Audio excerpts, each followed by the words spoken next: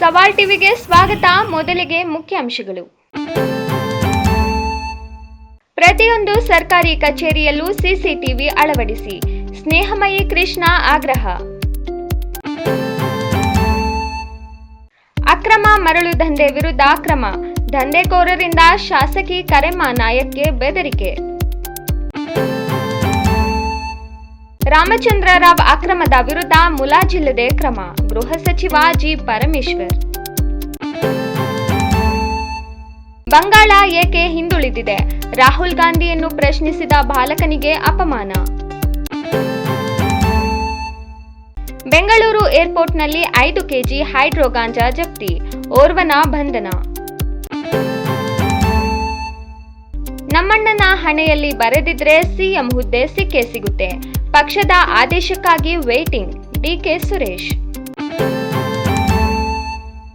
ಲಕ್ಕುಂಡಿಯ ಮನೆಯಲ್ಲಿ ಪ್ರಾಚೀನ ಅರ್ಧನಾರೀಶ್ವರ ದೇವಾಲಯ ಪತ್ತೆ,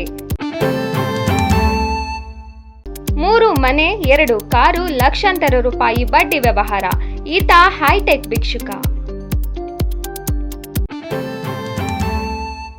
ಕನಿಷ್ಠ 4,000 ಮಂದಿ ಸಾವು, ಪ್ರತಿಭಟನಾಕಾರರಿಗೆ ಇರಾನ್ ಕಠಿಣ ಎಚ್ಚರಿಕೆ.